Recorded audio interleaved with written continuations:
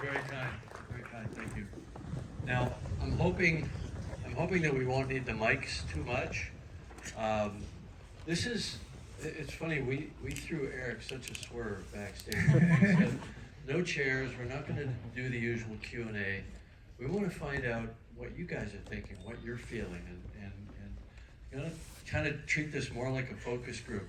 So even folks in the back, just because you might not be able to hear what some people are saying down here, because we don't have mics for everybody, you might want to move down just to kind of even just hear better. So the idea here is we're just going to talk. We want to hear what you have to say.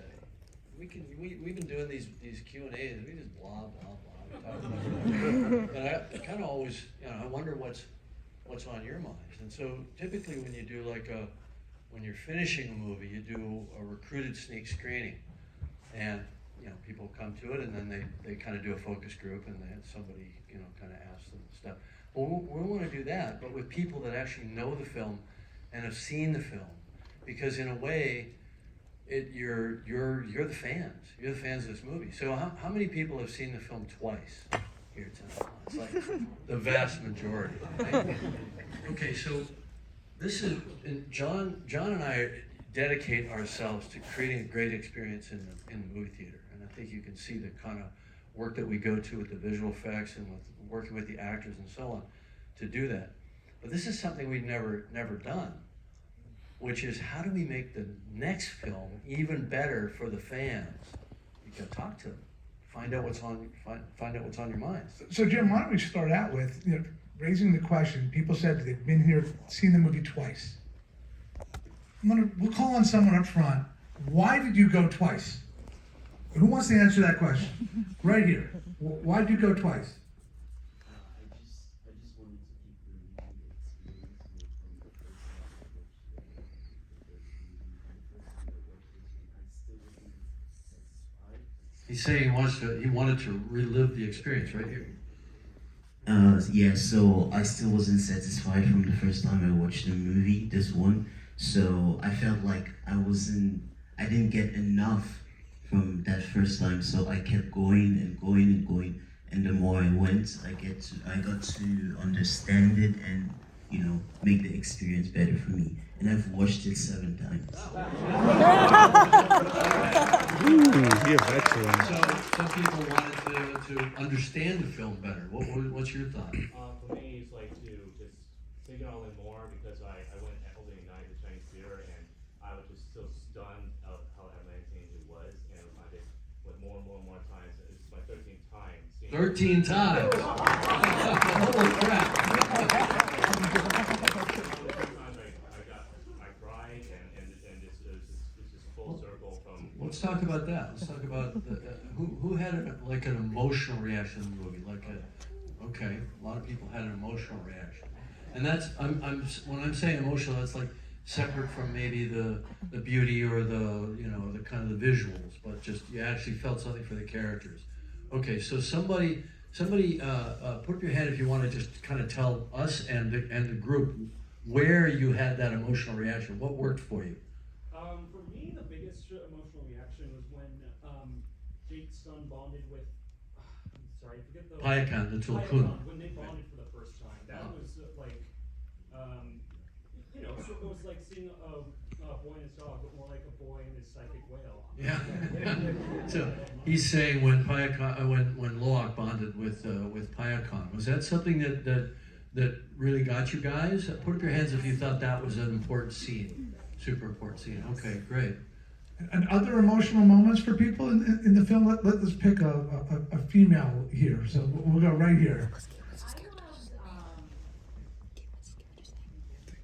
I loved the story of Payakan and how everyone thought he was the killer, and then when you actually see the story, he was killing for a reason that you wouldn't think, and it just hit me right in my stomach when I really heard that story, and I just thought it was so beautiful, really beautifully told.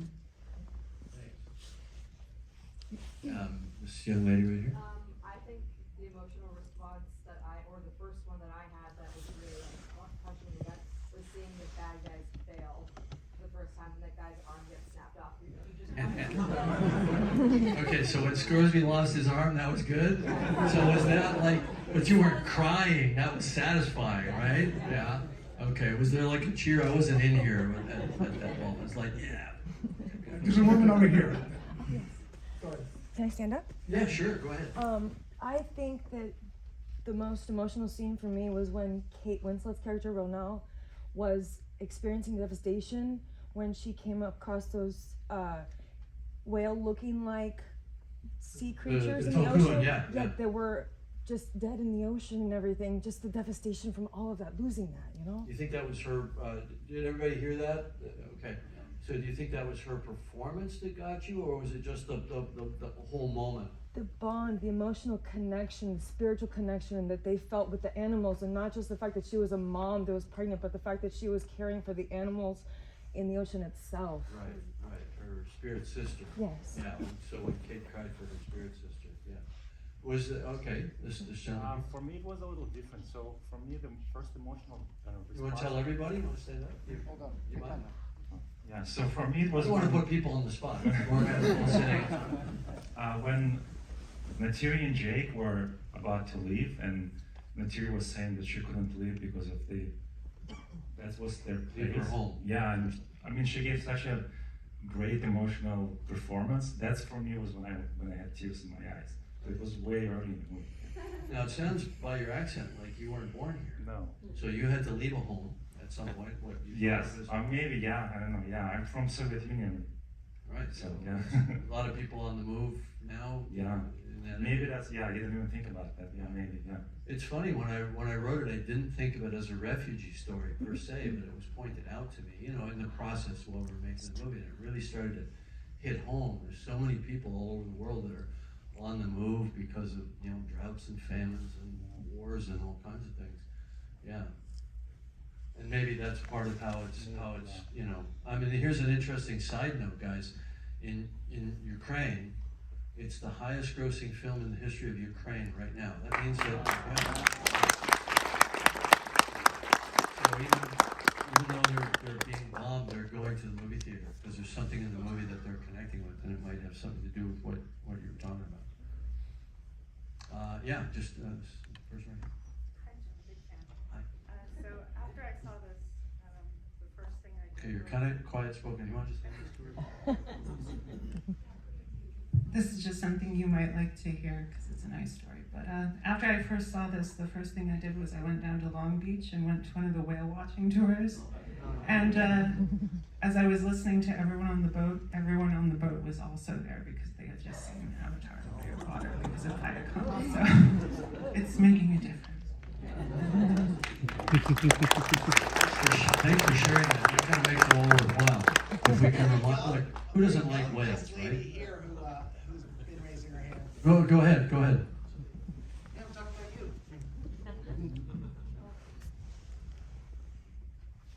Go ahead. Help her out, Dad. All right. She recently went to the exhibit that you guys have at the Natural History Museum. Yeah. And she saw how you had gone all the way down to the bottom of the ocean. Oh, right. And she wanted to know what you brought down there to eat. Okay. Well, let's save that toward the end. I'll leave that because I want to focus more on the way of water. But yeah, I did. I think one of the things, Jerry, 7 miles. But thanks for the question. we touched on a couple of different scenes, and I'm just curious, as you know, when people look back on the movie, are there sequences that stand out to them specifically that they wanted to return to in coming back to the movie? Well, I want to still play out this emotional reaction. 'Cause look, I think emotions are important in a movie. I mean, a movie can be beautiful, and we spent a lot of time and energy on trying to make the film beautiful. But I think people are going back and back. Absolutely. Because, you know, so trying to understand that. So this gentleman right here. For me, it's really the death of the firstborn. The death of the firstborn. Firstborn son, and then the way you ended with them connecting back to the first son. Right. So to me, that as a father, I think the you film's all about the family. Right. And I've been trying to get my son to come and watch it. Finally, I succeeded. So this is my third time watching it, and I finally brought him. What do you think? It's good? Give this No, but seriously, did you get something out of it that connected you with your dad? When you went back and forth at the end between being super young and then younger, like teen. Almost had a tear. From a teenager. That's serious. Okay, let me ask you something. We got people of different ages here. So, how many people saw it through the eyes of the kids? And how many, so who saw it through the eyes of the kids? Right? So you're not a kid anymore, you're seeing it, but you're remembering that part of your life. Well, the young son. You got a lot of voice, you're good. The young son, who is the outcast, we all have those times where we feel like we're just not popular, we're getting picked on, we're not special, and it kind of made that connection to me. Yeah, well, you guys could hear that, yeah? Yeah, so, look, I mean, I think, put up your hand if you thought your teen years were the biggest challenge of your life so far. You know, it's like, so that's what we were trying to capture, right? All right, so put up your hand if you let's have a show of hand. I want to pick somebody else or somebody else who wants to talk about that, seeing it through the eyes of the kids. All right, one of these guys right here. Let's go ahead. Yeah. Go fight. Arm wrestle. Yeah, I feel like on that final scene. I've seen the film 5 times. Every single time that scene comes up, can't keep it in. The tears will roll. You're talking about in the spirit world when Jake sees Natam. Yeah, and I think from the kid's perspective, I actually had a conversation with my dad once. During the pandemic, I went back home for a little while, came back over here, and he was like, "Oh, it's like it feels empty that you're not in the house and messing around." And I was just like, "Man, like if I could do that forever, I would." That's just how And so in the moment there, it's like, you know, if Natam could do something forever, it would just be that. And that's also what Jake would do forever. But that connected me back to the first film where the bulldozers bulldoze the trees. That's right. And then I was like, that's what they're bulldozing. And that was the thing. Bingo! That's why. Now you start to understand what this whole thing's about. So I think bad guys aren't just bulldozing trees, they're bulldozing memory. Yeah, so I think that's the thing that hits. Yeah. All right, good one. Good one. You don't mind if I? Yeah, go ahead. Just grab that mic. Just to piggyback off of this gentleman's explanation about family and how it hit home. And by the way, it's an honor to be here. Thank you for all your dedication and conviction to making perfect movies. I think we're just so inspired. I mean, you've taken cinema to the next level, etc. But I see the movies, this particular one, through the eyes of my kids, because I have a 7-year-old and a 3-year-old who I only see her when I see 2. And so the second I saw it originally, immediately when I realized this movie was about family, I was taken aback because it took me by surprise. I didn't realize that this movie was going to hit me that way because, you know, having a young family and seeing how they're interacting, you relate to it immediately. And it's funny because my friends who don't have kids my age, 40, 42, they didn't react to this movie as well. The people with kids just loved it. And some of the other people without families didn't get it. And so I figure everybody's got parents, so there's a way to look at this movie. Exactly. And whether you have kids yet or maybe you don't even plan to have kids. Right, yeah. Let's talk to some young people. Yes. And see, somebody that looked at it through like the lens of your age. So stand up if you don't mind. Hi, I'm Mercy. So I watched this movie with, I'm like 20. I watched this movie with my parents and my little sisters. They're 5 and 7 years old. So we got are there any of them bratty like too? Not really, but I definitely see a resemblance to Tooth, yes. I forgot what I was saying. Sorry. So seeing the movie with them, you know, just having them like both on my side, like the older and then the younger, seeing Tatum die, like crushed me. Because The actual death scene or the funeral scene later? both, but more the funeral and then remembering him through Anyone the Spirit Tree.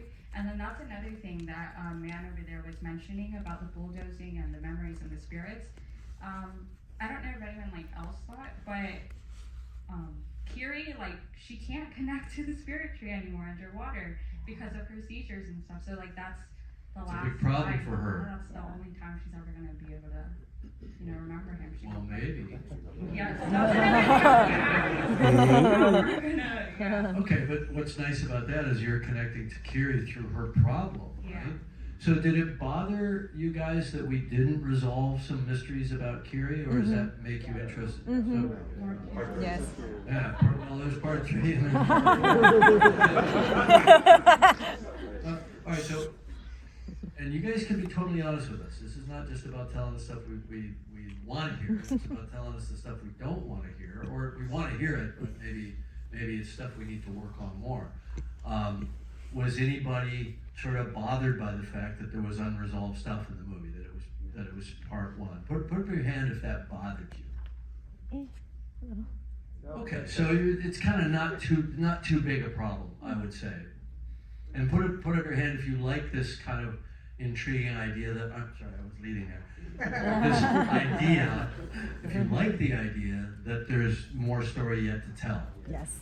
Okay, so you guys are kind of accepting that this is part of a bigger story, okay? Because that was kind of a gamble for us. Okay, so John, you were going to ask about. I was just going to ask you if there were, specific scenes that resonated with people that they wanted to come back and see because of the specific scene. Oh, sure. Okay. So yeah, right here. I'm not a parent. I'm not a parent. I'm young, I guess. But the scene where it's Fair to me, you're young. Yeah, shows the anger when she goes into revenge mode, just Nate full, Keating. yeah, Mom, yeah. full sap. Love from hell. Yes, that love, that passion, that she was probably in pain, she was probably injured, but she didn't feel it just showed so every time I come back to see this movie, I look forward to that moment. And I think it also goes back to just your parents, no matter how many times you mess up, they will love you unconditionally. And when you go back to the end of the movie and the memories that they have of their kids, they're not bad memories. They're loving memories. And to me, it just reminded me of my parents' love. And sometimes, for me, my parents, they're immigrant parents, and it's hard for them to show us and tell us that they love us every day. And to be I'm Canadian, so I know what you're talking about. So to be able to see that in a movie, and for me at least, it was more like a breakthrough where it was like, you know what? Yeah, my parents do love me, even though they might not tell me every day or text me every day. But it was definitely a breakthrough for me personally. And also I enjoyed that sequence and going back to see Zoe Saldana just give a performance, honestly, a performance. Zoe! Yes! So, internally making the movie, we called that sequence "Parents from Hell" because they picked the wrong people to mess with. Other sequences for people? Gentleman in the back, right there. Yeah. So Natayam's final word that he didn't get out to his father, being a father, that resonated with me. And then the second son, the first time I saw it was with my son, not with my wife, and just the whole, as a father who's tried to raise a child in one way, seeing Jake try to raise a child in one way, seeing him not get that closure with that final words from Natayam and the relationship with Loak, I appreciate it here again, and I'm looking forward to see more. Well, thanks. So let's talk about, it's not just individual characters, but relationships, right? Because we're interested in certain relationships. Like, we don't spend a lot of time on Neytiri and Kiri. We spend a lot of time on Jake and Loak, right? And we spend a lot of time on Loak and Payakam. We spend a lot of time on Neytiri and Jake. So character connections, Kiri and Jake. So talk about that. Who liked a character relationship there? All right. I think the coolest one of the entire. Oh, by by the way, I think Avatar, both are the greatest movies ever made. And Never would have guessed that.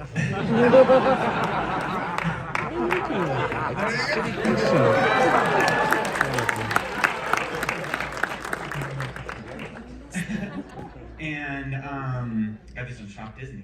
And I know all 5 will be. It's a dream come true that you're making 5. Wow. And I think the coolest relationship of all is between Awa and Kiri. I know that Awa's not like a person, but I think that's definitely the most, and how Kiri's Awa's a treated. person. Yeah. Okay.